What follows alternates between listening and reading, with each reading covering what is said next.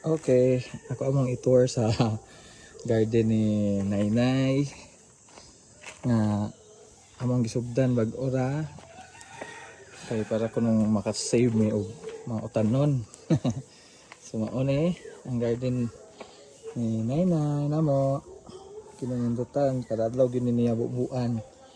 May mga upo pero ang upo kay wala pa man namunga unsa may diskarte ani para mamunga ni siya ay.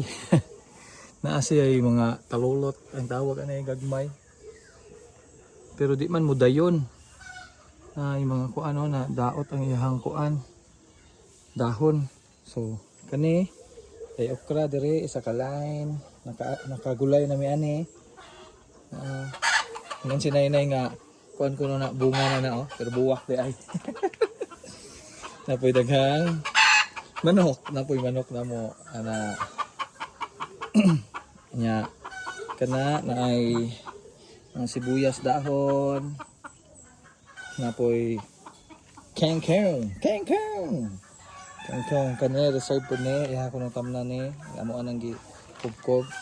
kanila niya ang hinluan ni karon kay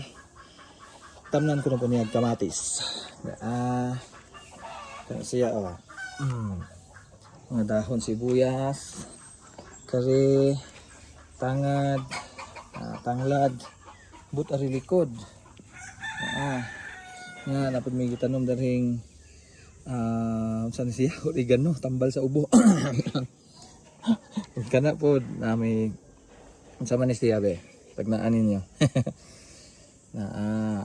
alugbati na may alugbati ano hagdanan padung diri sa taas kay gagama po ko ani katayan nila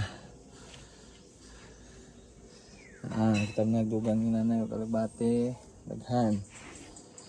diri pod dapod paano may isa ka buok na tangad ari gibidyuhan ni kay para makita ano unsay progress ani after 1 month siguro pakita namo ninyo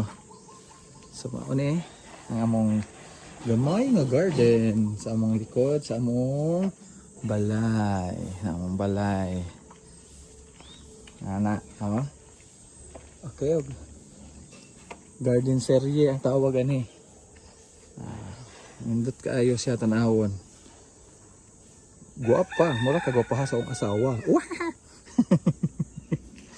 okay ani na lang ang atong video daghang salamat ay mo kalimot sa pag-subscribe pag-share sa video bye bye